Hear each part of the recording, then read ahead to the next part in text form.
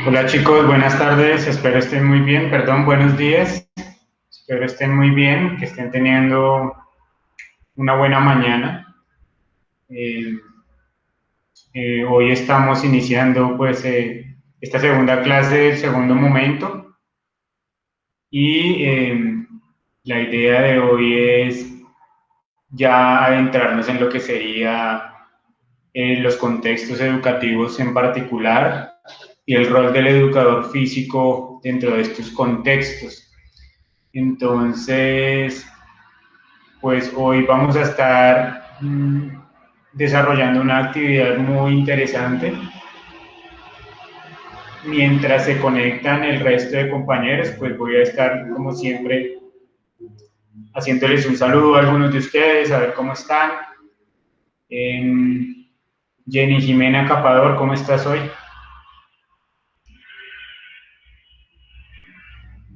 Buenos días, profe. Bien, sí, señor. Bueno, ¿qué tal tu mañana? Bien, profe, ahorita estaba en una clase espejo con unos estudiantes también de Cartagena. En Cartagena, ¿y cómo te fue en esa clase espejo? Súper chévere. Fue algo Sí, interesante.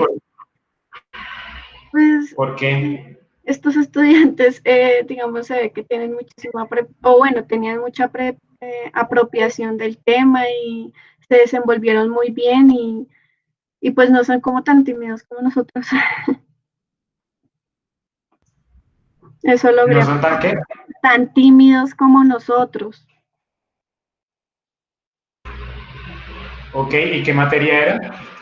De fisiología. ¿Fisiología? Sí, señor. Ok, ¿te pareció complicada o no? No, estuvo muy chévere, estuvo interesante porque pues los temas los brindaron los mismos estudiantes, o sea, lo explicaban los mismos estudiantes. Súper, súper. Entonces, lo bonito de estas materias espejo y de la metodología COI también, las de intercambio internacional, son que nos permiten ver cómo esa manera en que son los estudiantes en otras culturas, ¿no? Nos permiten ver cómo se desarrollan ellos, comparar un poco cómo es mi clase, son mis compañeros, cómo es mi profesor, las metodologías. Entonces, son experiencias muy interesantes. Chévere, Jenny Sí, Jimena. sí, señor, sí, profe. Súper. Bueno, vamos a saludar a Jonathan Cardoso. Buenos días, profe, ¿cómo está? ¿Cómo le va? Buenos días, compañeros. Bien, Jonathan, ¿cómo va todo? Bien, bien, profe, acá incapacitado. Gripa. ¿A fue madre le dio gripa? Sí, así no me dejan entrar a la empresa. Ni tampoco personalizados. Mañana tenía tres personalizados y grave, tocó cancelarlos. No, no los cancele, aquí tenemos compañeros o me manda a mí de reemplazo. Ojalá se pudiera, profe, ojalá. Los papás son más delicados. No confía que le quitan los usuarios. Tal cual, profe. Usted sabe que eso toca estar de punticas ahí siempre. Sí, sí, lo entiendo. ¿Y cómo hace con su hijo? Porque le toca estar como aislado, ¿no? Primero le dio a ella, primero le dio a mi esposa y después le dio a mi hija y después me dio a mí. Ya mi esposa está saliendo de la gripa, la niña y yo estamos en fase media y ya esperando a ver. Ok, ok, súper, súper. Bueno, ojalá se mejore pronto, hermano. Vale, gracias, profe. Bueno, y vamos a saludar a Oscar Iván Blanco. ¿Cómo está? ¿Qué más, profe? ¿Cómo vamos?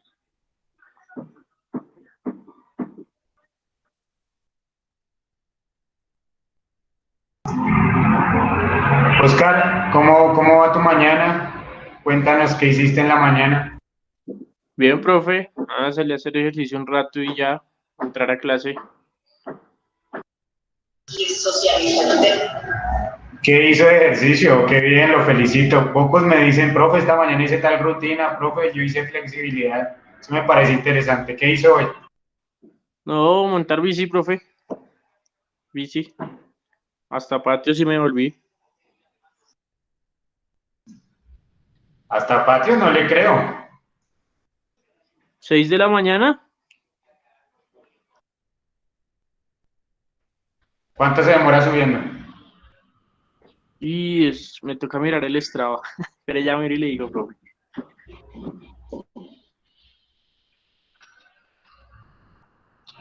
Bueno, mientras ahí, Oscar, vamos a darle inicio. Ahorita nos cuentas, Oscar. Bueno, vamos a repasar rápidamente lo que vimos hace 8 días.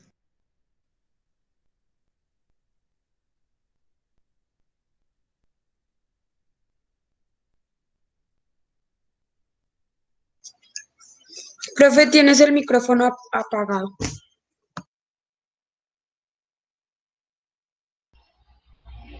Muchas gracias. Bueno, les estaba diciendo que vamos a iniciar con un repaso, como siempre, de lo que vimos en la última clase.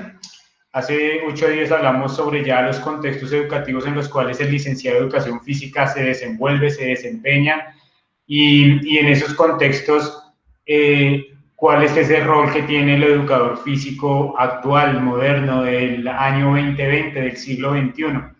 Entonces, para iniciar este análisis de los contextos, pues iniciamos con lo que nos reconocer el sistema educativo en el que estamos, el sistema educativo colombiano.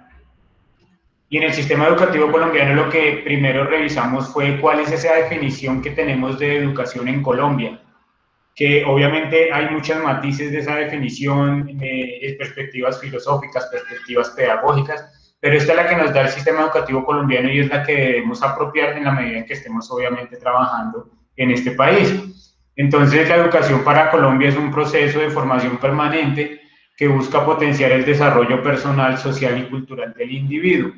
Y decíamos que es un proceso porque es un proceso de larga duración. Hicimos la cuenta de todos los niveles de formación que tiene el sistema y son más o menos 27 años, desde lo que es educación inicial hasta doctorado. Entonces es un proceso y todo proceso requiere pues de un tiempo y que es un proceso de formación permanente, es decir, que están en constante adquisición y construcción de conocimiento y que busca potenciar no solo el aspecto cognitivo, transmitir conocimiento, construir conocimiento, sino también desarrollar aspectos personales desde las dimensiones ética, moral, espiritual, física, cognitiva, y también desarrollar los aspectos sociales y culturales que tiene nuestra cultura como tal. La educación, el sistema educativo permite que nosotros aprendamos cómo son nuestras costumbres, cuáles son nuestros platos típicos, cuáles son nuestras danzas típicas, cuáles son esas características de nuestro sistema social, cuál es nuestro sistema político, cómo se desarrolla la democracia. Entonces, todos estos elementos hacen parte de lo que es educar en el sistema colombiano. Y por lo tanto, para nosotros, educar no debe ser solo el desarrollo de las habilidades motrices deportivas y demás, sino también el desarrollo de estos aspectos desde lo que es la construcción de identidad en las personas. Entonces, hablamos de los niveles de formación en el sistema educativo colombiano. Identificamos que hay educación inicial, educación preescolar básica y media, y educación superior, que son como los grandes ejes, y de algunos de ellos se desprenden unos subniveles de educación. Hablamos rápidamente de la educación inicial, que es un derecho constitucional, que los niños desde que nacen hasta los 6 años están ubicados dentro de este nivel o en este sistema educativo, donde los niños pueden asistir por ofrecimiento o proposición del gobierno a una serie de instituciones donde los pueden ayudar a construir ese desarrollo social, cultural y personal.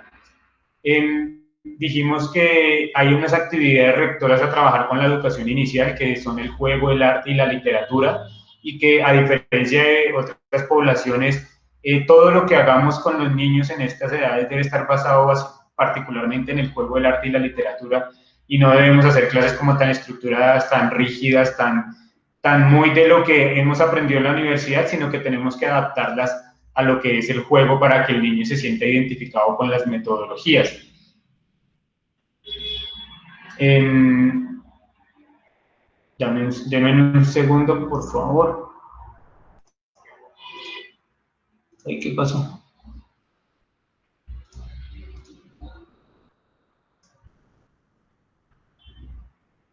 Entonces, estábamos hablando de esta educación inicial como esa parte esencial en la que se desarrollan muchos elementos en el niño y que debemos tener una responsabilidad bastante alta al entender que es una etapa muy sensible en el desarrollo neurocerebral y de interconexión neuronal, vinculación afectiva y desarrollo emocional.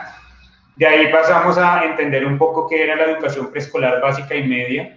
En esa educación preescolar encontramos que para el Ministerio de Educación Nacional es un grado, para la educación básica son 5 grados en primaria y 4 grados de secundaria, es decir, que la educación básica en Colombia tiene 9 grados, y que para la educación media hablamos del grado 10º y 11 de bachillerato, por lo cual constituye 2 grados.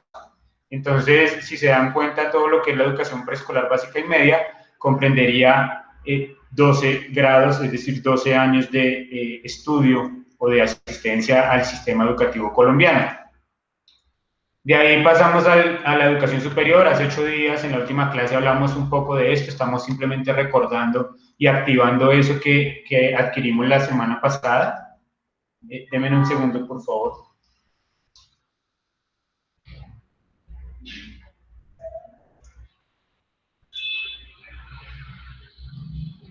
Sí, Laura.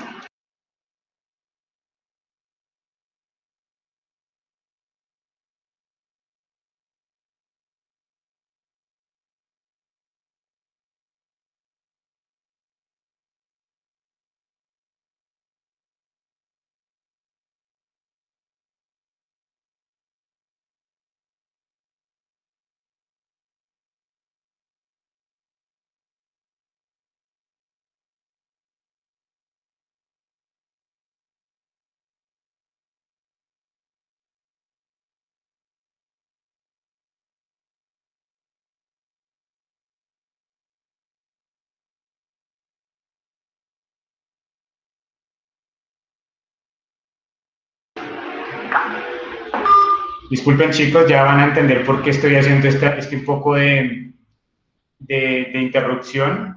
Voy a terminar esta parte, ya les voy a contextualizar.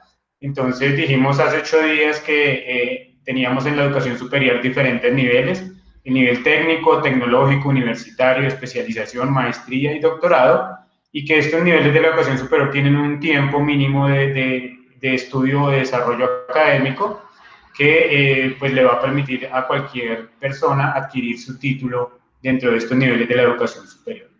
Entonces, esto fue lo que hicimos hace 8 días, hablamos, contextualizamos el sistema educativo colombiano y a partir de esta identificación del sistema educativo colombiano, pues vamos a empezar a navegar y a explorar diferentes contextos en los cuales los educadores físicos y en general los licenciados estamos siempre vinculados desde el entorno laboral, y ustedes lo van a estar desde su entorno en prácticas profesionales. Entonces, el día de hoy vamos a tener una invitada muy especial. Toda esta semana, con mis diferentes grupos de práctica de observación 1, he aprovechado esta semana de receso en las instituciones educativas y he tenido un invitado diferente para reconocer los diferentes contextos educativos en los que estamos. A ustedes en el grupo de hoy particularmente les correspondió un contexto educativo muy bonito, muy significativo y muy enriquecedor, pero que a veces es muy difícil reconocerlo porque usualmente no lo tenemos como tan presente. Entonces, hoy tenemos a la directora de la Fundación Juntos Unidos de la Mano por una Colombia Mejor. Ella es la profesora y abogada Joana Jiménez. Este sitio de prácticas es un sitio de prácticas con el cual la Universidad Uniminuto y particularmente el programa de educación física tiene una alianza para desarrollar prácticas pedagógicas y educativas. Hace un par de meses y años ya tenemos algunos compañeros de ustedes en 8º y 9º semestre que han estado desarrollando sus prácticas en esta fundación. Y es uno de esos escenarios de práctica que se aleja un poco de este contexto en el cual usualmente nos movemos, que es la educación pública y la educación privada, y nos lleva más a este contexto educativo que es más de la educación no formal y que tiene particularmente un enfoque social, se trabaja con población vulnerable, con población en situación de discapacidad, pero que tiene, antes de entender estos desarrollos y estos enfoques, pues tiene una serie de particularidades de por qué se convierte en un contexto educativo para el educador físico. Entonces, en ese sentido, hoy vamos a tener la charla de nuestra invitada, quien pues le agradecemos particularmente que pueda dedicar el tiempo y acompañarnos y contextualizarnos, aprender mucho de ella. Ella es Joana Jiménez, es licenciada en básica primaria, es abogada y lleva 9 años en la dirección de esta fundación. Por lo tanto, pues, Joana, te agradezco inmensamente que puedas dedicar el tiempo para estar con nosotros. Bienvenida a algunas de estas clases que desarrollamos aquí en la Uniminuto. Y para nosotros en el sistema de prácticas es muy importante poder contar con los sitios de práctica en esta articulación y alianza que desarrollamos cada semana. Entonces, bienvenida, Joana. Buenos días, profesor Anderson. Buenos días, queridos estudiantes. Bueno, primero que todo, agradecerles por la invitación. De verdad que para mí es un honor muy grande estar hoy aquí compartiendo con ustedes este momento. De verdad que muy significativo. Inicialmente, como lo reiteraba el profesor Anderson, nosotros venimos trabajando ya hace como 2 años aproximadamente, donde la universidad nos ha apoyado con las licenciaturas que ellos manejan con sus estudiantes para que hagan las prácticas presenciales y en estos momentos por la pandemia virtuales en nuestra fundación. Entonces, muchas gracias por ese apoyo, profesor Anderson. No, particularmente gracias a ti, gracias a la profesora Laura Barreto también, ella es la coordinadora de la fundación, la que está en mayor contacto con los practicantes cuando estamos desarrollando nuestros espacios allá. Y pues este es un espacio donde queremos conocer mucho sobre qué es una fundación, cómo se construye, por qué existe, un poco conocer sobre este sitio de práctica para que estos estudiantes que están en el primer escalón de ese camino que tenemos hacia las prácticas profesionales, pues vayan reconociendo este sitio y se vayan proyectando por si alguno de ellos le gustaría en un futuro desarrollar su práctica profesional, enfocarse, especializarse. Entonces, pues este es todo ese espacio que estamos empezando a generar con la mayoría de sitios de práctica para que hasta que no lleguemos a la práctica profesional es que reconocemos los sitios, sino que los vayamos entendiendo desde su raíz y desde su nacimiento. Entonces, de nuevo, muchas gracias y te dejo el aula de clase para lo que tú necesites. Aquí vamos a estar atentos y después al final haremos las preguntas respectivas. Claro que sí, profe, muchas gracias. Bueno, yo les voy a socializar todo el tema de la fundación, que es una fundación. En estos momentos, pues nos vamos a enfocar a Juntos de la Mano por una Colombia Mejor. ¿Cuáles son sus objetivos? ¿Por qué se crea? ¿Para qué se crea? ¿Sí?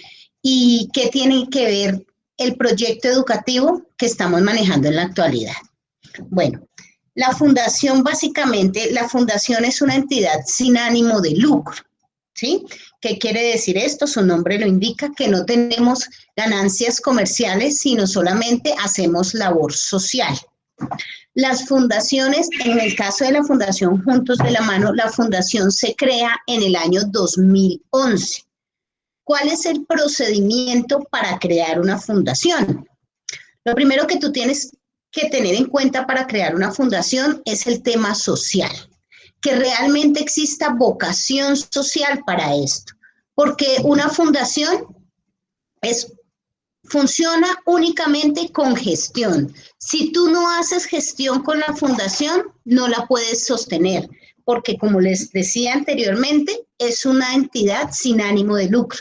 Entonces tenemos que gestionar varios recursos para poder llevar a cabo el sostenimiento de la fundación. Entonces, lo primero es dirigirse ante Cámara de Comercio, como cualquier entidad. Tú vas a Cámara de Comercio y registras la fundación. En Cámara de Comercio tú tienes que presentar unos estatutos. En los estatutos, pues obviamente especificas el objeto de la fundación, cómo va a funcionar tanto contablemente, administrativamente, financieramente. Entonces tú haces un resumen total de qué se va a tratar tu fundación, porque hay muchas fundaciones, pero obviamente cada fundación tiene un objeto. En el caso de Juntos de la Mano por una Colombia Mejor, el objeto de nosotros es bastante amplio. ¿Por qué? Porque nosotros manejamos varios programas en la actualidad, que ya ahorita posterior les voy a ir mencionando. Nosotros manejamos el proyecto educativo, el proyecto de alimentos, el proyecto jurídico y el proyecto ecológico. Entonces, con base en estos proyectos, tuvimos que haber elaborado unos estatutos, donde dentro de esos estatutos yo mencioné todos los programas que iba a trabajar durante la permanencia de la fundación. Esto se radica en Cámara de Comercio. Un abogado de Cámara de Comercio te revisa los estatutos, te hace los ajustes correspondientes y si son avalados, posterior a esto ellos te entregan una personería jurídica, ¿sí? Que la entrega directamente en este caso la Cámara de Comercio.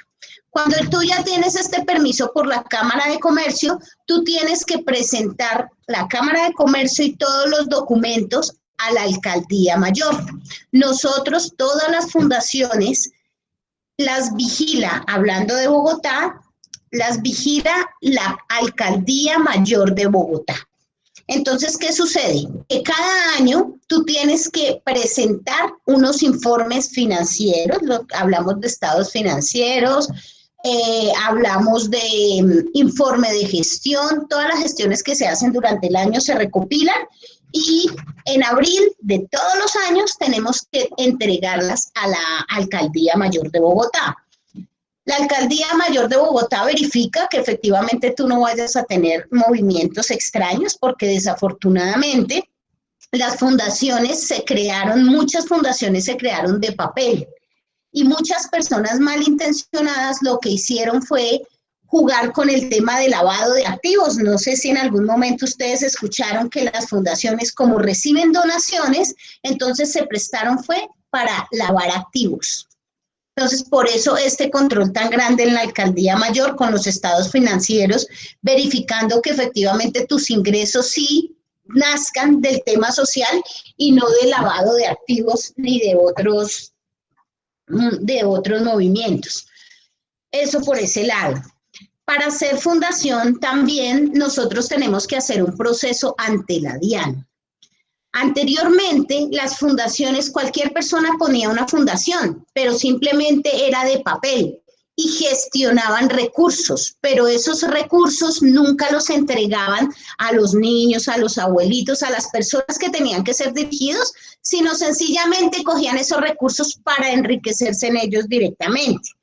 Entonces, también se prestó mucho para la evasión de impuestos. Entonces yo tenía una empresa y supuestamente hacía donaciones, perdónenme la expresión, por debajo de cuerda, para que de esta forma poder evadir impuestos con mi empresa. Entonces la DIAN se dio cuenta de esto y hace 3 años, aproximadamente, crea una reforma. Y esta reforma se llama régimen especial. ¿Sí? ¿Qué es el régimen especial? El régimen especial es un régimen que nos permite a las fundaciones poderle hacer el descuento a las empresas cuando las empresas nos donan a nosotros. Pero tú para tener régimen especial tienes que cumplir con una serie de requisitos muy grandes, estar en la alcaldía y cumplir a cabalidad con todos los requisitos exigidos tanto por la DIAN como por la Alcaldía Mayor. No son fáciles de conseguir. ¿Cuándo los consigues tú? Cuando tú realmente haces un trabajo real. Cuando haces un trabajo real tienes todo para mostrar. Entonces, la fundación de nosotros cuenta con ese régimen especial. Quiere decir que nosotros, todas las empresas, pueden donar a la fundación. Cuando una empresa o una persona natural o jurídica dona a la fundación, ya sea en especie o en efectivo, la fundación le tiene que otorgar a esa entidad un certificado de donación, se llama eso. Con ese certificado tiene que ir avalado obviamente por el contador, por el revisor fiscal y por el representante legal de la fundación.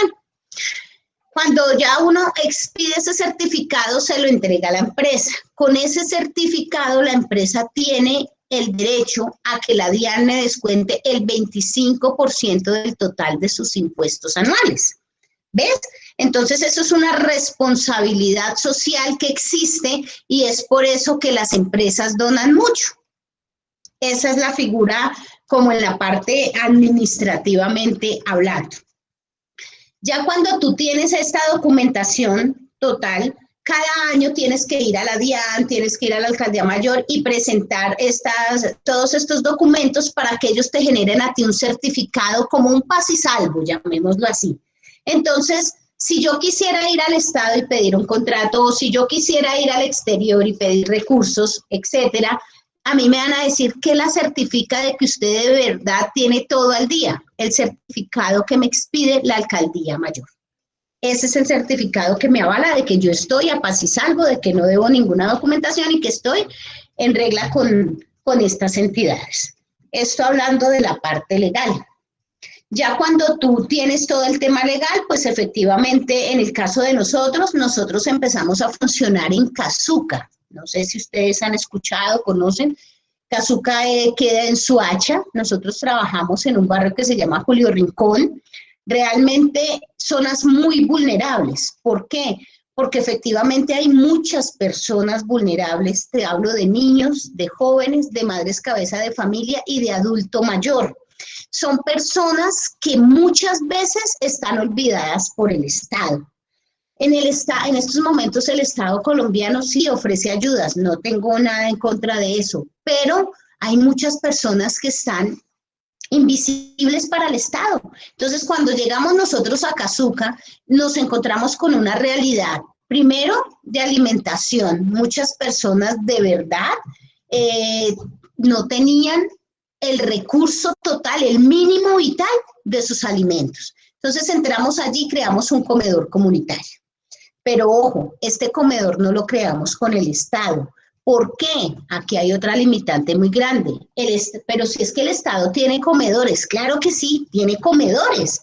Pero cuando tú vas a almorzar a un comedor comunitario, un abuelito o una persona del común, si tú no tienes el CISBEN con un puntaje mínimo, no puedes almorzar. Si tú no tienes una serie de requisitos, no puedes almorzar. Entonces, eso fue lo primero que yo vi allá. Yo dije, hombre, ¿cómo es posible que esta persona que tiene la necesidad en el momento y si no tiene este requisito no puede almorzar? Entonces, es donde nace nosotros, a través de esa experiencia, el comedor comunitario. ¿Cómo creamos el comedor comunitario? Lo creamos con la comunidad, con los abuelitos en ese entonces. Entonces reunimos todos los abuelitos y tú vas a traer una cuchara, tú vas a traer un pocillo, y entre todos empezamos a unar fuerzas, a apoyarnos y creamos un comedor. Era algo pequeño, pero en Casuca, por ejemplo, alimentábamos 40 personas diarias. Era con recursos propios, íbamos a abastos, tocábamos puertas, gestionábamos, conseguíamos y logramos tener un comedor donde ellos pagaban 1.000 pesos por un almuerzo, imagínate. Entonces, allí logramos efectivamente mitigar el tema de los alimentos. Allí empezamos a ver otra problemática grande y era el tema de la educación, que es lo que en estos momentos nos compete mucho, por ejemplo, con ustedes, el proyecto educativo. Y nace el proyecto educativo en Casuca. ¿Cómo surge este proyecto? Resulta que yo me fui para la Secretaría de Educación y efectivamente para yo tener un colegio, pues me exigían una cantidad de requisitos, una planta física, con la que yo no contaba en estos momentos. Sin embargo, veía la cantidad de estudiantes. Entonces, cuando yo me voy para la Secretaría de Educación, lo que logro obtener allí es una personería jurídica de la Secretaría de Educación que me avala para yo dictar todo lo que es educación informal, no formal, ni siquiera formal, porque para formal tenía que tener unos requisitos. Me avala para tener la personería jurídica de la educación informal. ¿Qué quería decir esto? Que yo podía dictar cursos libres, seminarios, diplomados, pero no superiores a 160 horas. Entonces, bueno, ya era un avance, porque ya al menos podía capacitar a las madres cabezas de familia. Entonces yo dije, bueno, con estas 160 horas yo me voy a empezar a defender, porque tengo que impartirle educación a estas personas que lo requieren y que el Estado los tiene abandonados. Entonces, con esa personería inicialmente me defendí. ¿Qué hice yo? Empecé a armar seminarios, armé diplomados, seminarios y cursos libres que no superaran obviamente las 160 horas. Entonces armamos cursos, por ejemplo, en el tema de pedagogía, armamos cursos de puericultura. ¿Qué es la puericultura? Es todo el cuidado de los niños desde la gestación hasta los 7 años. Entonces, imagínate, no tenía el curso de preescolar como tal porque no podía tener la resolución para eso, pero me inventé los diplomados, los seminarios. Entonces armé seminarios con esas materias como de preescolar y certificaba a las madres cabeza de familia. Les otorgaba, digamos, 120 horas de seminario. Entonces les dictábamos esos seminarios y ya, obviamente, esos sí podían ser avalados por la fundación. Los certificaba yo directamente a las mamitas y muchas madres cabeza de familia que tenían en sus hogares un espacio o algo, esto les permitió y les dio acceso a ir al ICBF y decir, mire, estoy trabajando, me estoy capacitando para cuidar niños, necesito el permiso para tener mi espacio y que me den un jardín del ICBF. Y este fue como la pauta para que muchas de ellas continuaran con su tema educativo. Entonces, así arranca el proyecto educativo. Con esta personería que nos dan para cursos libres, nos la otorga la Secretaría de Educación. Pero bueno, empezamos a impartir seminarios, no solamente en el tema de preescolar, también impartimos en el tema contable, en el tema de educación física manejábamos seminarios cortos con el manejo de tiempos libres, un tema de ejercicios básicos, recreación, preparábamos a las personas para que fueran recreadoras y pudieran hacer eventos, bueno, este tipo de situaciones. Y sí, impartimos bastantes seminarios ajustándonos obviamente a la norma, no nos podíamos salir de este tema. Pero empezamos, cada vez que avanzábamos, empezábamos a ver otra problemática, solucionábamos una, pero encontrábamos otra. ¿Cuál era esta otra? El bachillerato. Muchos jóvenes, ¿sí? Que ustedes saben que en estos momentos, por las circunstancias que se nos han presentado, hemos encontrado muchos jóvenes consumidores de fármacos, ¿sí? Chicos que tienen problemas de drogadicción y para nadie es un secreto. ¿Qué hacían los colegios, los rectores? Los rectores desafortunadamente, ay, es que usted consume, es que usted tiene esta problemática, se va del colegio. Los echaban del colegio. Entonces era el único como espacio donde ellos tenían este apoyo y los echaban del colegio. Imagínense ustedes, peor, los mandaban al abismo. Si estaban consumiendo, al menos en el colegio tenían como, oiga, venga, no, vamos a hacer esto, vamos a manejarlo así. No, lo sacaban literal. ¿Qué hacían los padres entonces en estos momentos con esos muchachos? Si ya me lo sacan del colegio, mi chico empieza a aumentar el consumo de sustancias psicoactivas, pues muchos de los padres se iban y buscaban una fundación con problemas de farmacodependencia e internaban a sus muchachos allá. Entonces esta es nuestra segunda etapa educativa. Cuando ellos empiezan a internar los muchachos, nosotros empezamos a tener interactuamos con las fundaciones que manejan problemas de farmacodependencia. ¿Qué encontramos allí? Que los muchachos en estas fundaciones, ellos tienen que estar internos por un tiempo mínimo, no sé, eso depende de cada fundación y de cada uno de los muchachos, no solamente muchachos, porque también allá hay personas adultas, allá hay de todo un poco. Entonces, allá encontrábamos cómo los muchachos jóvenes, madres cabeza de familia y adultos mayores iban y terminaban internos en esa fundación. En varias de las que conocí tenían que estar internos mínimo 8 meses para poder cumplir con el proceso. Entonces sí, yo decía, bueno, van allá a la fundación, ellos se internan en la fundación, hacen su proceso para mejorar el tema de adicción, pero ¿qué pasa con el tema de ellos educativo? O sea, ¿se van a atrasar 1 año, 6 meses con eso? Tenemos que hacer algo. Tenemos que hacer algo con estos muchachos porque no podemos, si están avanzando en un tema de salud, nosotros de la mano tenemos que inventarnos algo, crear algo para poder darle la oportunidad de que cuando ellos salgan de allá, mejor psicológicamente, médicamente, también tengan un proceso educativo. Entonces, bueno, ya lo del tema de los cursos, pues sí nos ayudó, pero no eran suficientes. Resulta que allá habían muchos jóvenes de 17, 18 años, muchos de 24, más adultos que no habían terminado su bachillerato. Entonces, como para mí en estos momentos era tan difícil de adquirir la resolución, la aprobación de la Secretaría de Educación para poder dictar la educación formal, que ustedes saben que requiere unos requisitos muy grandes, pues entonces nosotros empezamos a trabajar con el tema de validación del bachillerato, ¿sí? El tema de la validación de bachillerato, ¿en qué consiste? En que tú puedes impartir una serie de conocimientos, obviamente, establecidos por unos conocimientos mínimos en cada una de las áreas, dictar estas asignaturas a los estudiantes, ¿sí? Pero cuando ya finalicen, ellos se tenían que presentar al ICFES y presentar directamente el examen para que el ICFES, si pasaban el examen, obviamente, les avalara el título como bachilleres. Entonces, así fue como nosotros empezamos a manejar el tema. Esto se llama validación del bachillerato. Esta figura se llama validación. ¿Cuál era la ventaja de esta figura, muchachos? Que aquí efectivamente yo no necesitaba como fundación un permiso de la Secretaría de Educación. No lo necesitaba.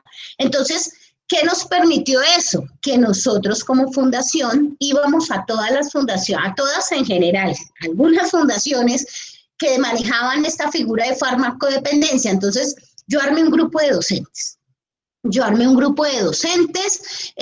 Capacitados obviamente en diferentes asignaturas, en el tema de matemáticas, en el tema de filosofía, humanidades, todas las asignaturas como tal, y yo lo que armaba en 6 meses, porque en 6 meses yo tenía que mirar cómo me la jugaba para impartir estos conocimientos a estos muchachos de manera que ellos salieran, presentaran su ICFES y se graduaran como bachilleres. Entonces creé un grupo de docentes, cada docente de un área específica, y todos los sábados de 8 de la mañana a 12 del día yo mandaba a los docentes a esa fundación. Como los muchachos no podían salir, entonces yo mandaba a los estudiantes, los docentes. Entonces todos los sábados armamos una malla académica, armamos una tabla de contenido, obviamente basada en lo que en esos momentos era la malla curricular académica del bachillerato, y los preparábamos básicamente para que presentaran su ICFES. En 6 meses, nosotros dábamos esos conocimientos en 6 meses. Cuando ellos culminaban los 6 meses, entonces ya se presentaban ante el ICFES, presentaban su examen y obtenían el título de bachilleres. Esa fue nuestra segunda como etapa en el tema educativo, que de verdad que ayudó a muchas personas, porque cuando estos chicos salían de la fundación, ya eran bachilleres, entonces ya podían dar continuidad a su proceso de educación superior, ya fuera técnica o profesional. Esto fue lo que manejamos. Y ya viene una tercera etapa. Ya empezamos, pues obviamente continuamos con este tema de las fundaciones, pero también nos dimos cuenta que había una problemática y era que no solamente en esas fundaciones se presentaba el tema educativo, el tema de falta de culminación del bachillerato. Encontramos otra problemática y fueron las niñas que quedaban embarazadas en los colegios muy jóvenes. Entonces había niñas de 14, de 15 años que tuvieron que ser madres muy jóvenes, muy niñas. Entonces, ¿qué sucedía? No, de pronto no estaban preparadas para ser madres tan jóvenes, entonces muchas de ellas tuvieron que abandonar el colegio, porque muchas no contaron con el apoyo de sus padres en ese momento, o diferentes circunstancias, cualquiera. Entonces, ellas tuvieron su bebé y por tener su bebé, dejé la escuela, dejé el colegio. Entonces, dejaron su colegio y no terminaron su bachillerato. Entonces, esta también empezamos a ver esto y dijimos, no, tenemos que hacer algo con ellas, ¿sí? De igual forma, muchas personas adultas que por circunstancias de la vida nunca culminaron el bachillerato. En estos momentos, en este tiempo, de verdad terminar el bachillerato es muy fácil, pero en épocas anteriores, en épocas de nuestros papás, en épocas de nuestros abuelos, terminar el bachillerato era un lujo. Era, Dios mío, el que tenía bachillerato era lo máximo, pero era muy difícil obtener el título, ¿sí? Si terminaban de pronto la primaria, y eso, mejor dicho, era lo máximo. Entonces, estas personas también nosotros nos dimos cuenta de que complicado, tenemos que hacer algo con ellos, empezamos a convocarlas, y es aquí cuando aparece unas instituciones educativas muy interesantes que ya son aprobadas, ellas sí manejan todo el tema directo de la Secretaría de Educación, son instituciones que ya llevan 20 años funcionando, son instituciones que llevan 5, 10 años, etcétera, de experiencia en el tema educativo, y es cuando también aparece en el 97, que creo que ustedes lo conocen ya, el decreto 3011, ¿cierto? Del 97. También cuando aparece el 1196 del 92, que es el bachillerato por ciclos. Entonces, este decreto a nosotros pues nos abre muchas puertas, gracias a Dios, porque empezamos a hacer alianzas con instituciones que contaban con el aval y tenían todos los requerimientos para trabajar con el 3011. Empezamos a trabajar. Entonces, ¿qué hacíamos con ellos?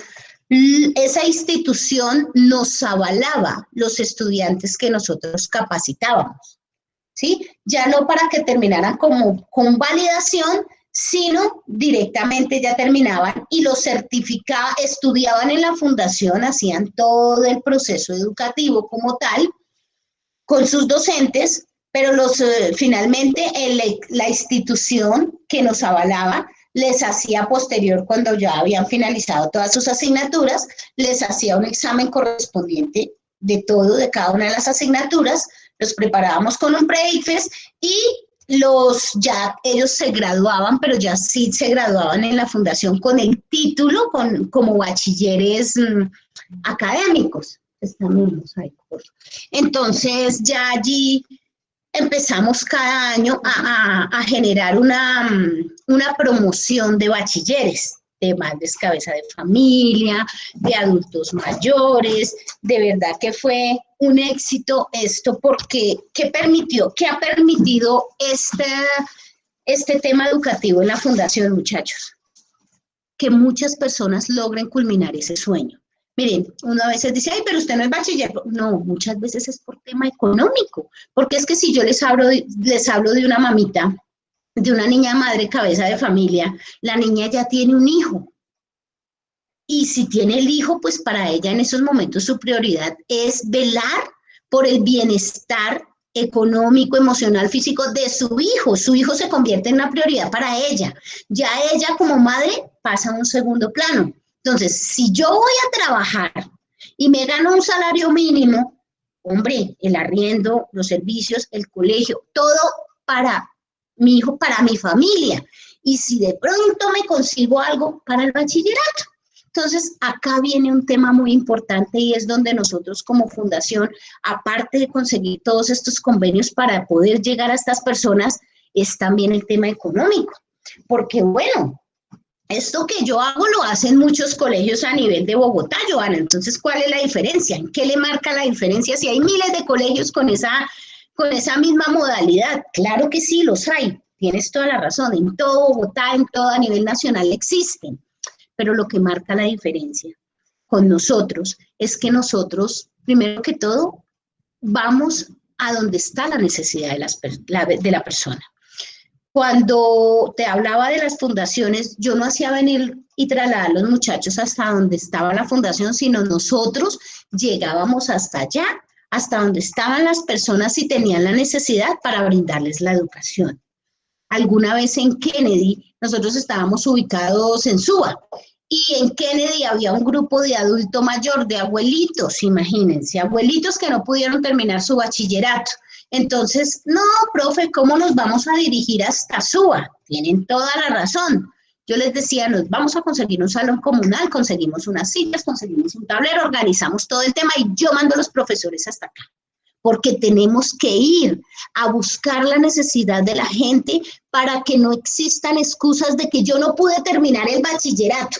No lo pude terminar, no, aquí sí lo pueden terminar. O sea, aquí sí la fundación te brinda esa oportunidad. Te brinda la oportunidad de que salgas adelante y continúes con tu proceso como tal. Entonces es aquí donde entran ustedes, queridos estudiantes, ¿sí? Y futuros maestros en este proyecto. ¿Qué sucede? Que una pensión, vamos a hablar en estos momentos de los costos actuales. Sí, instituciones hay muchas, claro, pero ¿cuánto me valía la pensión normalmente en una institución educativa? Primero que todo tenía que yo ajustarme a los horarios que estaban allá. Sábados o de lunes a viernes, o si no eran en esos horarios, yo no podía estudiar. Profe, no puedo estudiar, no pude este año porque por mi trabajo no me dan permiso. Otro sueño que se me quedó atrás.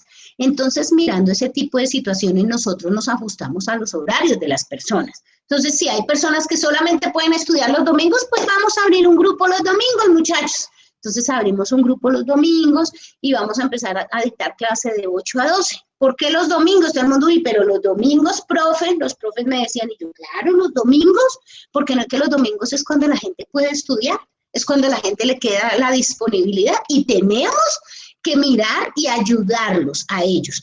Entonces, si tú vas y yo contrato un profesor normalmente, pues ¿cuánto me vale la hora de un profesor? Y más la infraestructura, y más los servicios, y más el arriendo.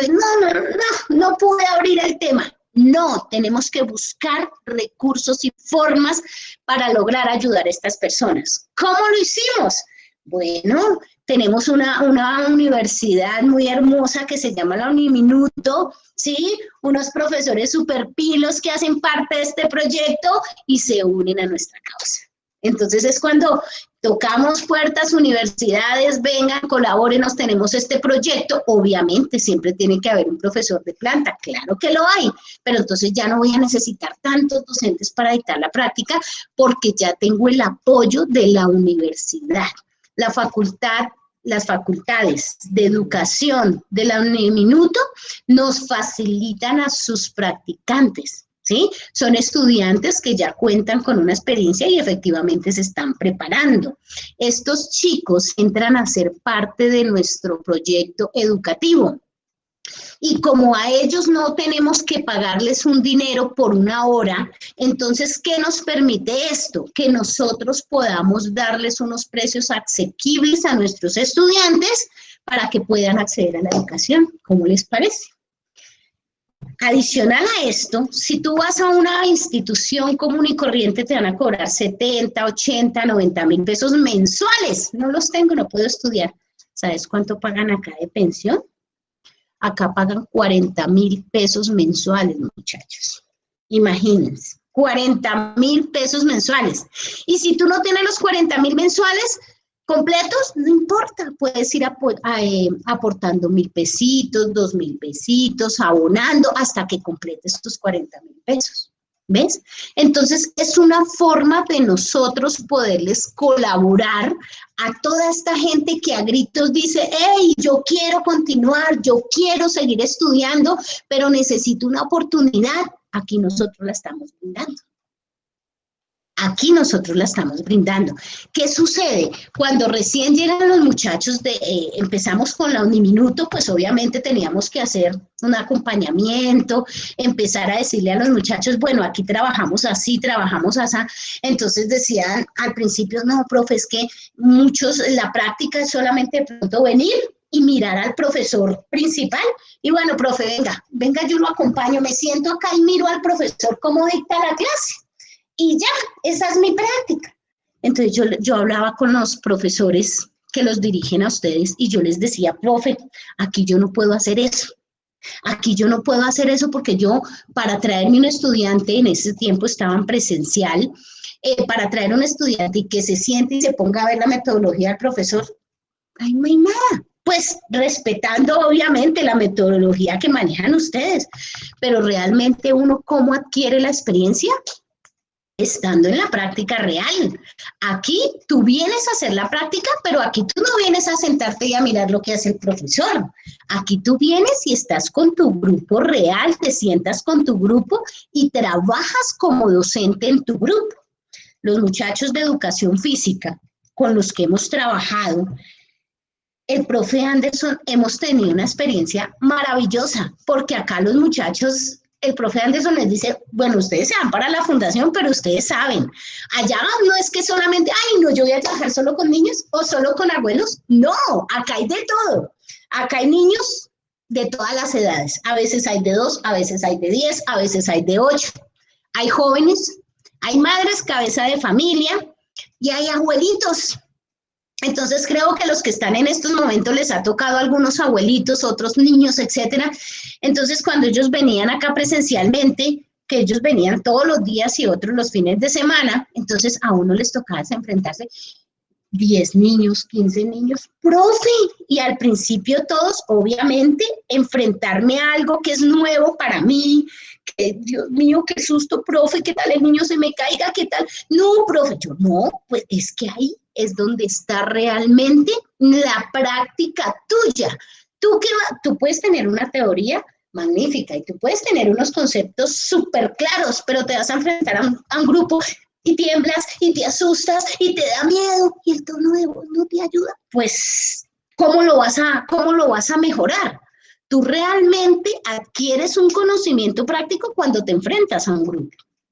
Entonces fue cuando estos chicos empezaron a trabajar directamente con los grupos. Ellos presentaban la planeación al profe Anderson, posterior a esto se lo presentaban a Laura, que es la coordinadora académica, que ella es la que acompaña directamente a los profesores acá, a los chicos de práctica, y los dirige en ese tema. Entonces ella les decía, bueno, aquí está su metodología, magnífica, pero yo le voy a preguntar una cosa. Yo planeo hoy algo, y resulta que el plan de hoy era llevármelos al parque y hacerles aeróbicos, por ejemplo. Y cayó un aguacero terrible ese día.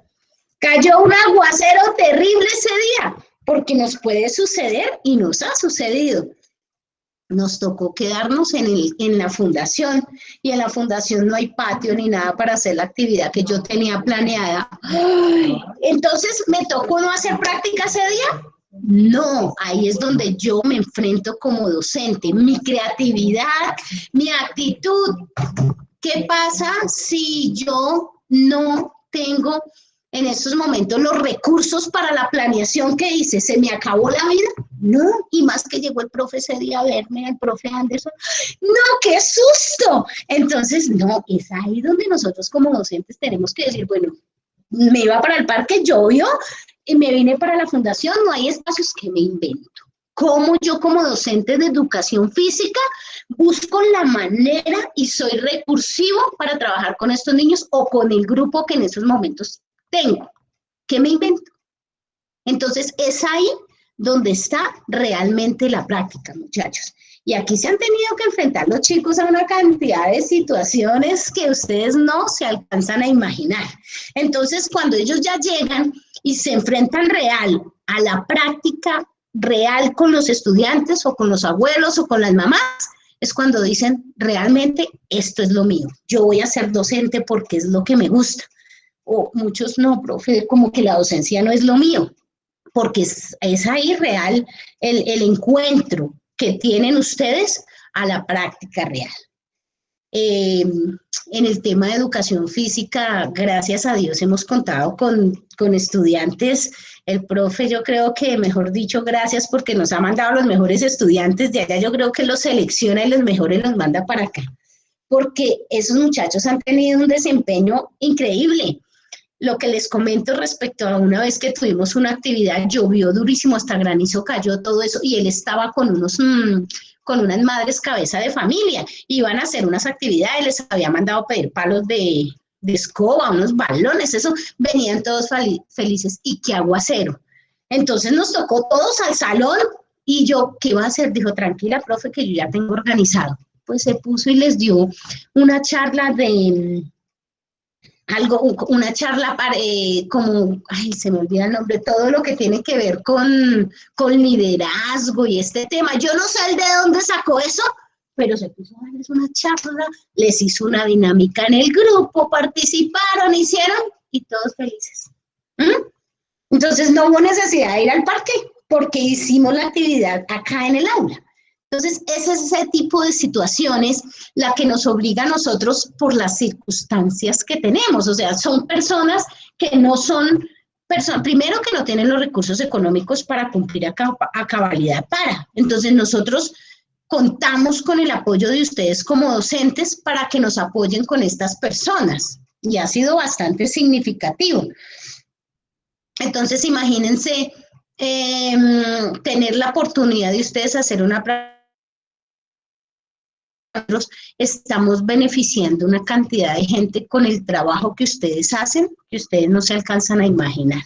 Ya llevamos, por ejemplo, 7 promociones, les quiero mostrar acá. Esta, no sé si la alcanzan a ver, esta es la última promoción de 2020, ¿sí? Y por acá hay un chico que se llama Jonathan, él es de allá de la Universidad Minuto. Acá hay otro chico que se llama Sebastián, él también es de allá de la Uniminuto. ¿Y por qué está acá en el mosaico de nosotros? Porque es que hizo parte y apoyó la fundación.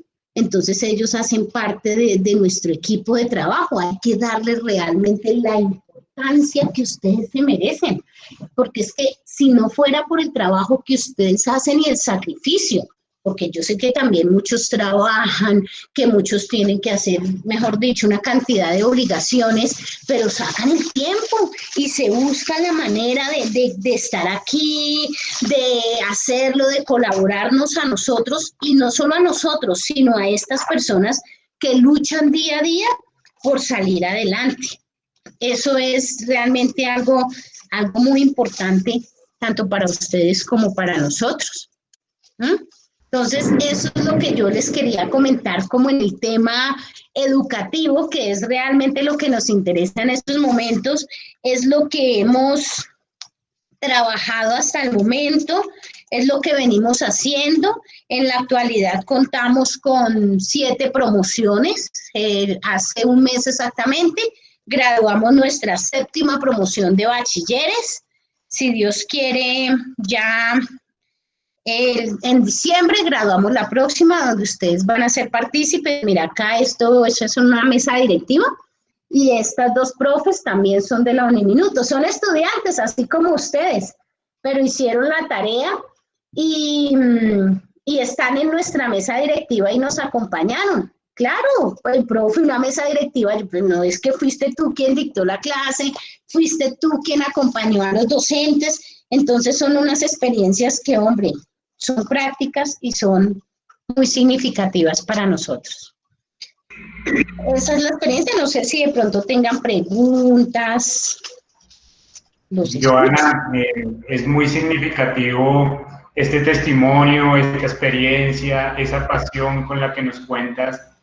Esta labor social que pues tú bien sabes que la Uniminuto se fortalece desde el enfoque social, desde el enfoque de mejorar las condiciones de las personas, siempre ha sido el mensaje del padre García Herreros y de la filosofía budista en Uniminuto. Y encontramos en esta oportunidad contigo un perfecto ejemplo de cómo se puede realizar y llevar a cabo este ejercicio. Yo te quiero hacer un par de preguntas antes de darle el paso a los estudiantes para poder enriquecer un poco esta oportunidad que nos has brindado de contar con tu testimonio. Entonces nos has contado sobre las condiciones socioeconómicas que tienen las personas en la fundación y quisiera que desde tu opinión personal y profesional, ¿cuáles son esas habilidades que necesitan los docentes en formación que probablemente muchas veces, como tú nos decías, no se desarrollan o no se aprenden en la universidad, pero que sí es importante que las incorporemos de cara a nuestro desarrollo profesional?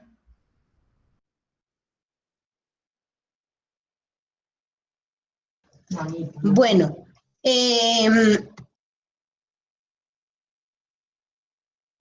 inicialmente yo creo que una de las habilidades que trabajando con esta población se requiere y con mucha importancia es la creatividad y la recursividad. Estas dos son fundamentales porque, lo decía yo anteriormente, de nada me sirve yo tener una metodología, sacar mis mejores notas en los exámenes, ¿sí? Tener unos conceptos claros, pero si yo vengo y me enfrento a un grupo y sucede un acontecimiento como el que les mencioné ahorita y no tengo creatividad y no soy recursivo, efectivamente voy a perder todo el trabajo y todos los conceptos claros que tengo acá. Entonces, eso sí es supremamente importante. Creatividad, recursividad. Solidaridad, muchachos. Solidaridad constante, porque en el tema educativo tú te enfrentas no solamente a tus estudiantes como tal. Cuando tú te enfrentas a un grupo de estudiantes, tú tienes que empezar a mirar que no todos tienen los mismos recursos. Muchas veces está el estudiante que tiene, gracias a Dios, todos los recursos.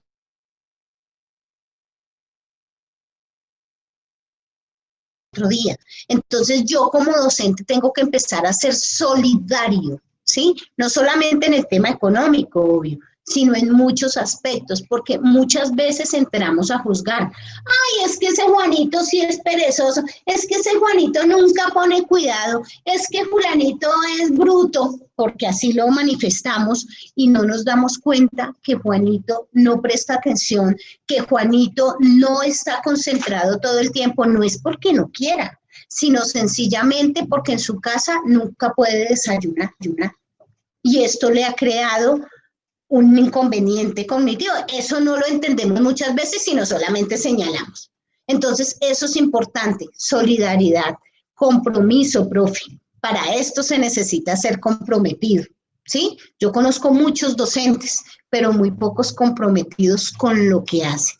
Cuando tú amas lo que haces y te comprometes con lo que haces, créeme que los resultados son excelentes.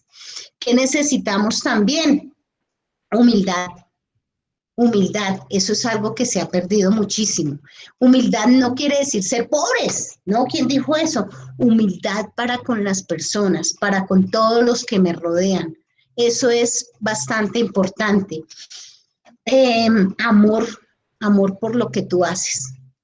Eso es totalmente importante. El amor. Cuando tú estudias docencia, si yo voy a estudiar para docente de educación física es porque amo esto, me apasiona esto. Imagínate que tú amas tanto lo que haces, que vas y lo haces y te pagan por eso, por hacer lo que quieres. Eso no tiene precio, ¿sí ves? Esas cosas son las que yo considero muy importantes para tener en cuenta en esta actividad. Y algo que tenemos que tener en cuenta y es, por ejemplo, ahorita, nos damos cuenta ahorita en la pandemia, tuvimos que ser recursivos, porque nosotros veníamos trabajando de manera presencial, cada docente venía, hacía sus actividades, pero cuando tocó hacerlo de manera virtual, imagínate, recursividad sobre todo. ¿Por qué? Porque yo dije, bueno, vamos a trabajarlo de manera virtual y todo listo desde sus casas. Oh, sorpresa, queridos maestros. No tengo computador en mi casa. Profe, es que yo no tengo internet. Y no lo tenían. Entonces, ¿cómo vamos a hacer la clase virtual? Entonces, ¿no hacemos clase? No, acá viene la recursividad. No hay para el internet, no tengo computador, consigámonos unos celulares. Y todos por WhatsApp. Imagínate que ni siquiera la clase, el bachillerato la pudimos dictar por Google Meet, porque no tenían. ¿Qué nos tocó? Por WhatsApp. Entonces, esto se llama recursividad y a esto es que yo los invito, porque cuando tú tienes recursividad, tú no tienes límites para continuar. Y otra cosa importante, qué pena, profe, que se me queda, el trabajo en equipo. El trabajo en equipo es fundamental, porque, es que yo sola voy a hacer esto y voy a hacer la clase. No, qué pena contigo, pero es que hoy la clase les tocó compartirla al de educación física y a la de pedagogía, porque no tenemos más cómo hacerlo. Entonces, es que esa profe, no, tengo que empezar a trabajar en equipo para generar y dar un buen resultado. Eso, mi profe. Muchas gracias, profe. Es interesantísimo. Y mi última pregunta, antes de darle el paso a las preguntas de los estudiantes, derivado de esas habilidades que debemos incorporar, ¿cuál es el rol del docente y particularmente del docente de educación física con este grupo poblacional? ¿Qué es lo que debemos hacer? Porque en diferentes contextos los roles son distintos. Cuando vamos a un colegio privado, pues tenemos una serie de formatos, de plataformas, estamos como involucrados en otras dinámicas y particularmente en este contexto educativo sé que tenemos otro rol y me gustaría que tú, por favor, nos compartieras cuál es ese rol que debemos desarrollar.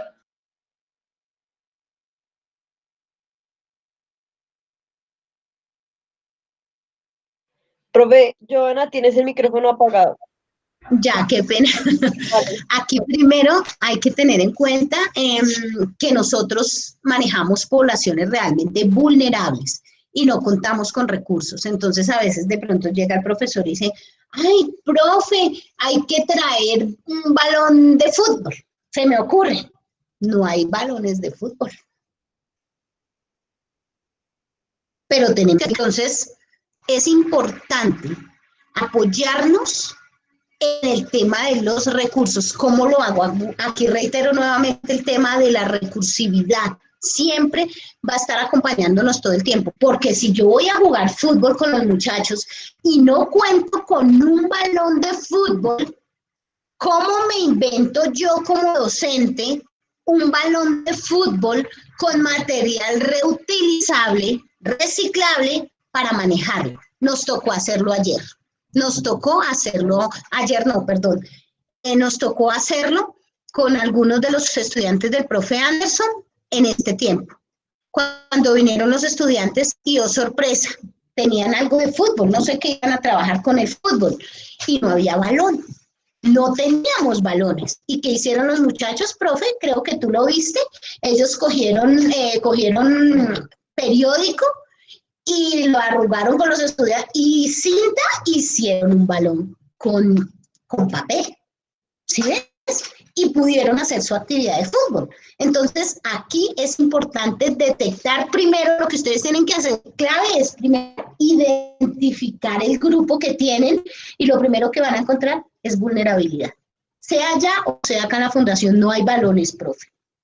¿Qué nos inventamos? Recursividad y acoplarnos, muchachos. Es muy importante porque muchos van a decir, uy, no, profe, no hay balón. No, como no hay balón, entonces no hacemos la actividad de fútbol. Y no pudimos hacer la actividad. No, tenemos que, como estudiantes, adaptarnos a la situación que nos espera, que es la de vulnerabilidad. Entonces, acá viene el tema de recursividad y aparte, ser propositivos. Bueno, no hay balón. ¿Qué carajos, profe? Venga papel, venga cinta, venga, nos inventamos entre todos un balón. Son propositivos, ¿sí? Son innovadores. Cuando eso sucede, tú puedes llevar a cabo cualquier situación y lo más importante, comprender la situación que se establece. ¿Por qué? No sé, profe, si tú estuviste, sí, en la reunión que hubo la semana pasada, yo no pude asistir, pero me comentaba la profe Laura, porque muchos decían, no, profe, es que no, ay, especialmente se presentó con las niñas de artes. No, profe, es que, imagínate, le pedían a los niños, mañana tienen que traer colpón, tienen que traer silicona, tienen que traer papel de colores, tienen que traer, como yo le decía a Laura, bueno, y si no hay todo eso, porque son niños que vienen acá en unas situaciones económicas críticas. Y si no tengo eso, o sea, no pude elaborar, la profesora no pudo elaborar lo que iba a hacer porque no habían esos materiales. Entonces, ojo con eso, es importante apoyar la situación, ser propositivos, innovadores y comprender la situación. Porque lo que decía el profe Anderson, en otros colegios, no, traes el lazo, traes la pelota, y todo lo tienen, ¿sí? Pero ¿qué le toca hacer el docente de educación física? Mirar al profesor de educación física, me hace un favor, me trae el balón que se me cayó. No, aquí es otra cosa, aquí venimos a la práctica real, pero tenemos que hacerlo con todo el amor y siendo muy, muy propositivos, muy versátiles sobre todo. Súper, Johanna, muchas gracias. Y bueno, particularmente quiero resaltar antes de que los chicos pregunten, que esto no sucede solo en esta fundación Juntos Unidos de la Mano por Colombia, son todas las fundaciones, no es la única fundación con la cual la universidad tiene convenio y donde los estudiantes desarrollan prácticas, sino que tenemos varias, y la directora Johanna ha tenido la disponibilidad para compartir con ustedes y con nosotros cómo es el contexto de una fundación. Entonces, ahora sí, chicos, tenemos 10 minuticos para hacer un par de preguntas, para aclarar algunas de esas dudas que ustedes de pronto pueden haber tenido durante la charla de la directora. Entonces, no sé quién tenga alguna pregunta en este momento.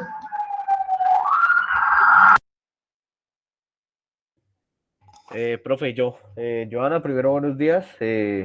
No tanto preguntas, sino más como admiración completa por el proyecto que estás ejecutando. Tengo conocidos que también trabajan hacia la zona de Soacha con tiempo de juego. Me parece un enfoque muy chévere que le estás dando, una oportunidad de querer salir adelante a las personas. Yo quisiera saber cómo llegas tú a minuto, o sea, ¿por qué Uniminuto? ¿Por qué Uniminuto por encima de más universidades que hay en el campo universitario y que todos tenemos que hoy por hoy hacer prácticas? Yo quisiera saber tú por qué te enfocas hacia la Minuto. Pues yo conozco desde adentro de la universidad, yo estoy en cambio de programa y sí admiro mucho a muchos docentes de la Minuto, en especial el profe Anderson, que nos quiere dar una visión diferente y con todo esto lo está logrando. Entonces yo quisiera saber por qué llegas tú a Uniminuto. Bueno, ¿por qué la Uniminuto? No quiere decir que con las otras universidades no se haya podido hacer convenio de ninguna manera, con la Salle también trabajamos, con otras universidades. ¿Qué sucede con la Uniminuto? Que resulta que tuvimos una experiencia bastante especial dentro de las madres cabeza de familia que estaban aquí en la fundación antes de hacer el convenio con ustedes. La hija de ella estudiaba en la Uniminuto, estudiaba pedagogía infantil, ¿sí? Entonces, pero ella venía a la fundación y participaba en las actividades, entonces ella, profe, a mí cómo me gustaría algún día poder hacer prácticas acá. Entonces, por medio de ella llegamos a la universidad, ¿sí? Y con la profe Olga Lucía empezamos pues a entablar el tema del convenio y todo. Ya había tenido en esos momentos obviamente también estudiantes de La Salle y la Universidad San Buenaventura, creo que se llama, donde ellos hacían las prácticas acá. Pero no es porque ustedes se encuentren acá realmente, pero los muchachos, a diferencia de las otras universidades, y eso lo quiero recalcar de verdad y felicitarlos, ellos han tenido un momento donde se han adaptado, ¿sí? Han apoyado totalmente, mejor dicho, y se han identificado muchos con esta fundación. Han tenido una entrega tal, mira, tanto así que yo no volví a trabajar con estudiantes de La Salle, sin desmeritar, obviamente, su trabajo. Solamente que yo notaba que el compromiso de los estudiantes de la Uniminuto era mucho más arraigado que el de las otras universidades. Y por eso tomé la decisión de únicamente trabajar con Uniminuto. Es por eso, Oscar. Súper. Oscar Blanco también tiene una pregunta. Continúa, por favor. Pues, profe, yo voy más que todo el tema de la recursividad. O sea, ya nos decía que cobraban solamente 40.000 pesos y demás. Y pues entiendo lo del apoyo de la Uniminuto como universidad. Pero aparte, no sé, de pronto no escuché o algo así, ¿no reciben ningún apoyo de la alcaldía como tal? O no sé, del ICBF, algo así. Oscar, ¿cierto? No, Oscar, nosotros en estos momentos no trabajamos con las entidades del Estado, nosotros solamente gestionamos a nivel privado. Entonces, yo toco puertas todo el tiempo, ¿sí? Con diferentes familias. Es más, iniciando este semestre con ustedes, hubo una familia en Lucero Medio que tuvo una situación bastante difícil y yo a todos les dije, muchachos, los que me puedan colaborar. Muchos llegaron con arroz, con azúcar, con lentejas. Bueno, entre todos reunimos un mercado y lo llevamos allá. Pero es la forma que yo tengo. Yo toco las puertas con todas las personas, con empresas privadas, pero con el Estado, lo que sucede es que el Estado limita mucho, Oscar. Lo que les comentaba ahorita del comedor, ¿sí? Yo puedo ir y yo puedo licitar perfectamente un comedor comunitario con el Estado porque cuento con todo para hacerlo, pero que a mí venga el Estado y me dé unos recursos y me diga, tome este comedor para que atienda 100 personas y aquí al frente tengo 5 que necesitan y yo tenga que decirles, no les puedo brindar el almuerzo porque usted no cumple con este requisito. No comparto eso. Entonces yo prefiero hacer mi labor como la hago con las uñas, porque de verdad nos ha tocado con las uñas, pero para mí es más satisfactorio yo tener, así sea una sopita, pero si esa persona me pide y yo se la puedo brindar, yo tengo como decirle, te la brindo sin limitaciones. Tengas o no tengas, tengo como brindarte. Es por eso, Oscar. Bien, Johan Pineda también tiene otra pregunta. Adelante, Johan. Sí, profe, yo tengo una pregunta. Cuando los estudiantes que están allá se gradúan de bachiller, ¿tienen como un acompañamiento para si alguno quiere entrar a una universidad, algún lugar para tener más, como cumplir sus sueños? Claro que sí, claro. Mira, nosotros tenemos contactos, convenios con diferentes entidades. En estos momentos yo tengo convenio con la Universidad Libre, con la Universidad Javeriana y con la Universidad Piloto de Colombia. Esas 3 universidades a nosotros nos entregan unas becas, ¿sí? Son poquitas, pero nos entregan esas becas y también nos entregan unos cursos para que los estudiantes, una vez finalicen el bachillerato con nosotros, tengan la oportunidad de darle continuidad a su educación profesional. Pero antes de eso, con estos cursos de los que les hablo, ellos los preparan directamente. La universidad los prepara, por ejemplo, plan de negocios, salud ocupacional, mecatrónica, robótica, inglés, francés. Entonces los prepara en estas áreas, ¿sí? Sin ningún costo, únicamente si se gradúan en la fundación. Este es un convenio que conseguimos hace 1 año y medio y pues ha sido muy importante porque con esto le damos el beneficio a las personas de continuar su su educación superior. Adicional, yo organizo pues con el SENA, con diferentes instituciones cuando, bueno, no me pueden dar la facilidad de la beca en su totalidad, pero bueno, me dan un descuento, me dan una ayuda, etcétera, y esa se la brindamos a los estudiantes. Bien, tenemos una última pregunta. Yo sé que deben tener muchas, pero desafortunadamente tengo otra clase y sé que la directora también tiene múltiples ocupaciones. Entonces vamos a terminar la ronda de preguntas con, creo que Jonathan, ¿vas a hacer otra pregunta? Sí, profe, pues respecto, pues como ella misma lo decía, anteriormente primaria para trabajar, ahora, como lo dicen los papás popularmente, hasta para barrer calles se necesita un bachillerato. Y hoy por hoy el mundo laboral es muy competitivo. Yo quisiera saber si ustedes a través de la fundación tienen algún programa o algo para posteriormente ubicar a los muchachos, jóvenes y demás en el mundo laboral, o cómo lo hacen a través de la fundación, si tienen algún programa, convenios o algo así. Sí, claro, también con empresas tenemos convenios generalmente, y eso no lo hacemos solo con bachillerato, sino con toda la comunidad de la fundación. Yo tengo convenios con algunas empresas y ellos cuando tienen algún requerimiento para empleados en cualquier índole, en cualquier campo laboral, nos lo brindan a nosotros y nosotros le remitimos a la persona.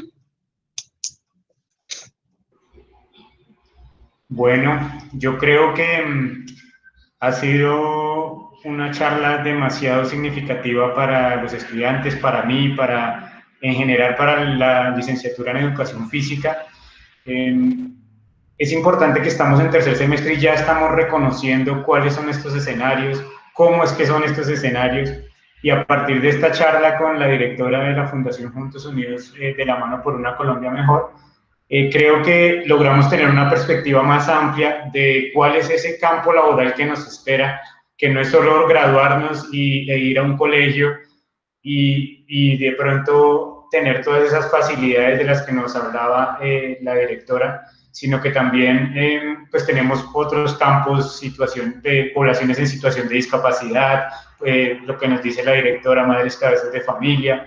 Entonces hay un mundo de poblaciones en las cuales nosotros con la recreación, con la lúdica, con el juego, con la actividad física, con el entrenamiento deportivo, pues con todos estos elementos les podemos aportar no solo en su crecimiento físico, sino en su crecimiento personal y social. Entonces, directora Joana, mil y mil gracias por su tiempo, mil y mil gracias por estar aquí con nosotros.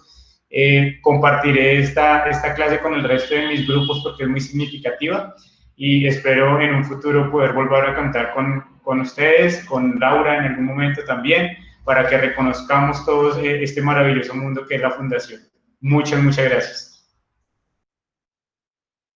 Claro que sí, profe, con el mayor de los gustos. Gracias a ustedes, encantada de conocerlos, así sea por foto.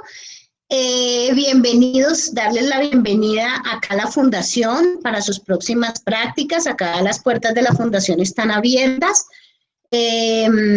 para continuar con el acompañamiento, profe, de verdad, muy agradecidos porque tu labor ha sido de mucha importancia acá. Invitarlos, ahí les envié por el chat, como estamos en el Facebook, ahí pueden ingresar y pueden conocer todas las actividades porque solo les hablé del educativo, faltó hablarle de los otros proyectos, pero ahí se pueden enterar de todo, los que quieran de pronto hacer parte de la fundación con voluntariado, donaciones de ropa, etcétera, con mucho gusto estamos prestos para eso. Dios los bendiga, muchas gracias, profe, por la invitación y que les vaya súper bien. Hasta luego. A ti, muchas gracias, que estés muy bien, hasta luego. Gracias. Hasta luego, gracias. Hasta luego, muchas gracias. Bueno, chicos, pues ya nos quedan un par de minutos para culminar esta sesión de clase. Como les decía, este es una introducción a esos contextos educativos en los cuales vamos a estar trabajando en estas siguientes semanas. Hoy teníamos el pendiente el desarrollo de lo que sería el instrumento de registro de la observación que vamos a utilizar esta semana con sus equipos de trabajo. Por tiempo no lo voy a socializar, pero les voy a poner un video ahí en el aula virtual, que ya se lo compartió a los otros grupos, como les he venido contando. En las otras clases también he tenido un invitado de cada uno de los sitios. Entonces, en ese video les voy a explicar cómo se utiliza el diario de campo. Esta semana tenemos que construir el diario de campo como instrumento de registro de la observación. Hay dos documentos en el aula virtual que les compartí. Ustedes recuerdan que en la pestaña Momento 2, sección Recursos, hay una carpeta que se llama Documentos M2. Entonces, esos documentos son los que trabajamos en este segundo momento del semestre. Ahí van a encontrar un documento que se llama Diario de Campo y el otro documento se llama Diario de Campo 2. Entonces, yo les recomiendo que aborden el documento Diario de Campo 2, que es el que les voy a explicar en el video. En ese documento ustedes encuentran cómo lo hacen, qué partes tiene y cómo deben generar su instrumento diario de campo. Y después lo crean con su equipo hacen la observación de la clase, lo diligencian y completan esa tarea que estamos realizando semana tras semana. Entonces, chicos, espero que les haya gustado. Creo que es una forma de reconocer desde otras perspectivas, no solo desde mi punto de vista, estos espacios. Y bueno, como les digo, tengo otra clase siguiente, entonces me hubiera gustado poder conversar con ustedes aquí en el instante, pero bueno, no alcanzamos. Entonces, ya llamé lista, veo que solo dos compañeros no estuvieron, que son Jessica Linares y Cristian Suárez. Entonces, el resto veo que sí asistieron. Entonces, pues chicos, que tengan buena tarde, espero que hayan disfrutado la sesión y nos vemos la próxima semana. Cualquier inquietud, se comunican conmigo por medio de mi horario de atención a estudiantes. Recuerden que ustedes se pueden conectar sin necesidad de decirme con anterioridad. Esos horarios lo encuentran en la pestaña Comunicaciones, ahí dice horarios atención a estudiantes de NRC, ahí está el link también y la hora en que se pueden conectar. Entonces, si tienen algún problema, por favor, o alguna inquietud, se conectan en esos horarios y la resolvemos. Entonces, que estén bien, chicos. Feliz día. Gracias, profe. Feliz tarde. Gracias, profe. Chao, buen día. Bueno. Gracias, profe. Chao. Hasta luego, profe. Feliz tarde. Hasta luego, Jonathan, que se mejore. Gracias. Profe, una pregunta. ¿Sí? ¿Quién me pregunta? ¿En qué parte puedo mirar para poder entrar a la tutoría? En comunicaciones, pero ¿en qué parte? En comunicaciones, ahí aparece un documento en PDF que dice horarios de atención a estudiantes de NRC. Vale, profe. Vale. Gracias. Bueno, Profe, qué pena. señor. Cristian Suárez no puede asistir porque le realizaron una cirugía y está en rehabilitación, profe. Que por favor me envíe la incapacidad médica cuanto antes, por favor. Gracias. Bueno. Bueno, profe. Y, profe, la vez pasada yo estuve en la clase y tú me colocaste falla. Eduardo Soler. Sí, señor. Bueno, voy a revisar la grabación de la clase y te confirmo, ¿vale? Bueno, profe, gracias. Hasta luego. Bueno, hasta luego.